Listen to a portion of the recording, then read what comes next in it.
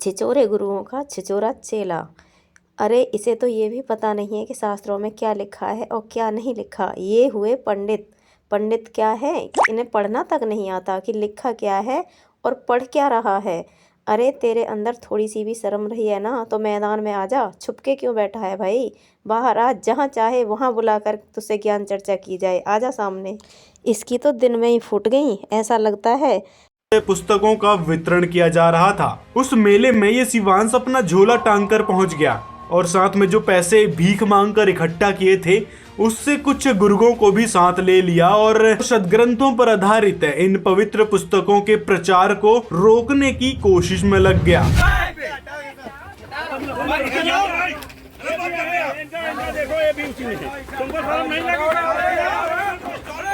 और वो भी झूठ बोल बोल कर। ये धर्म देखो अपना। ये सीता माता के रूप में ऐसे क्यों कर रहे हो भाई? माता पार्वती क्या लिखा है? आइए इनकी एक एक बातों को डिबंक करते हैं। जो शिवांश ने झूठे इल्जाम लगाए थे उसकी रियलिटी जानते हैं। भाई साहब, संत रामपाल जी ने केवल सच्ची बातें उन किताबों में लिखी है। कभी भी संत रामपाल जी ने किसी भी देवी देवता का अपमान नहीं किया है, बल्कि शास्त्रों में जो बातें लिखी हैं, जो सच्चाई लिखी है, जो सत्य कथाएं हैं, उन्हीं को उन किताबों में लिखा है और जनता के समक्ष प्रस्तुत किया है। अब आप शिवांश जैसी जड़ बुद्धियों की बातों में आओगे तो झूठी बातें भी आपको सच लगने लगेगी, क्योंकि इस दुर्बुद्धि का काम केवल झूठ फैलाना है और अपने गुरु के नाम को मट्टी पलीत करना है। जैसे कि इसने वहां पर उकसाने के लिए बोला था कि संत रामपाल जी महाराज ने अपनी इन किताबों में माता पार्वती का अपमान किया है, दुर्गा जी का अपमान किया है। सीता माता के रूप में दुर्गा जी माँ संभोग करने गई थी राम के साथ, ये लिखा है इन्होंने। ऐसा नहीं लिखा। इसीलिए इसको जड़ बुद्धि कहा था। ये लोगों को उकसाने में लगा है झूठी बातें बोल बोल कर। आइए देखते हैं गरिमा गीता की उस किताब में क्या था वो पूरा प्रकरण। देखिए गरिमा गीता की पुस्तक का पेज नंबर 88 और 89। इसका प्रकरण कुछ इस प्रकार से है कि एक समय जब रामचंद्र जी वनवास में माता सीता की खोज कर रहे थे, तब ऊपर से शिव जी और पार्वती जी उनको देख रहे थे। तब शिव जी ने श्री रामचंद्र जी को प्रणाम किया था।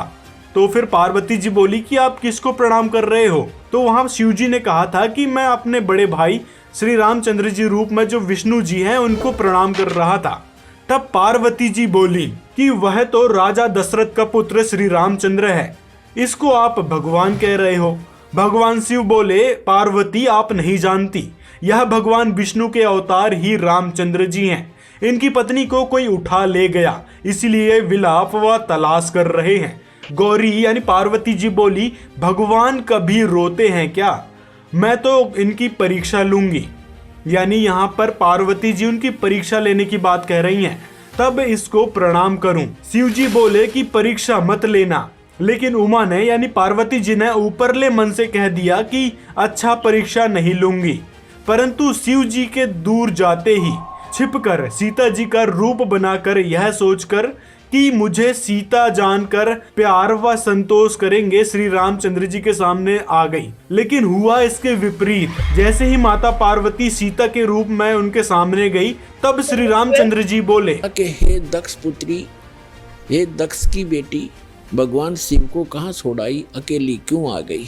इस बात से वो इतना शर्मिंदा होगी कि फिर प्रणाम किया कि भगवान शिव आपको ठीक ही प्रणाम कर रहे थे, आप तो सचमुच जानी जान हो। फिर अपने कैलाश पर्वत पर वापस आ गई। तो दोस्तों, आप इस प्रकरण से ही समझ दुकानें बंद हो जाएगी। यहाँ तक कि ये जो गुरु बनने की फिराक में शिवांश जैसे मूर्ख लोग लगे हैं, उनकी भी दुकान आगे चल के बंद होगी। तो ये सोचकर ये लोगों को झूठ बोल बोल कर उकसाने में लगा था। अब आगे देखिए इसी गरिमा गीता की पेज नंबर 90 पे क्या बताया गया है। यहाँ पर शिव जी कह रहे हैं कि उमा पर पूरा विश्वास किया कि यह मेरी प्राण प्यारी है, मुझे स्वप्न में भी धोखा नहीं दे सकती। इसने भी मुझे धोखा दिया, झूठ बोला कि मैंने श्री राम जी की परीक्षा नहीं ली। अब संसार में ऐसा कौन है जिस पर विश्वास किया जाए? यह विचार कर शिव जी ने फैसला किया कि ना रहेगा बांस ना बजेगी बांसुरी। मैं अपने कामदेव को ही समाप्त कर देता हूँ, जो मेरा सबसे बड़ा दुश्मन है, यानी जिसके कारण उन्होंने शादी करी थी काम नाश करने के लिए, तो उसको नष्ट करने के लिए शिव जी प्रयासरत थे। संत रामपाल जी महाराज के ज्ञान के आगे यदि आप ऐसे ही अड़ंगा अड़ाओगे तो आप अंधे गधे वाला काम कर रहे हो। जैसे एक समय एक अंधा गधा रेल की पटरी पर खड़ा हो गया और उसने देखा भाई गड़ गड़ गड़ होता आ रहा है, कोई तुझे डिस्टर्ब करने आ रहा है। जिधर से उसने आहट सुनी उधर दोनों पैर कर लिए पिछले और दलुत्ती पिना ली कि मुझे कोई छेड़ेगा। होता राजा बना खड़ा था बीच में, उसने ये नहीं मालूम था कि तू खुद गलत स्थान पर खड़ा है, रेल के मार्ग में खड़ा है तू। जब ट्रेन निकट आई उसने अपनी शक्ति दिखाई, दोनों दुलती चलाई और ट्रेन ने पटक कर टुकड़े टुकड़े कर दिया भाई।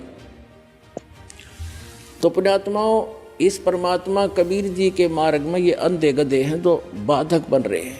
समय आएगा परमात्मा इनको वो सजा देगा, याद रखेगा इनकी कई पीढ़ियों तक, और पूरा विश्व याद करेगा ऐसे जालिम लोगों ने जो भगवान के मार्ग में बाधा करते हैं। इन्हें मदद करनी चाहिए। ऐसा परोपकार हो रहा है, लाखों लोगों के सुख हो रहे हैं, बुराइयां छूट रही हैं, समाज की कुरीतियां दूर हो रही हैं, इनको एक आंख नहीं सुहा रही है।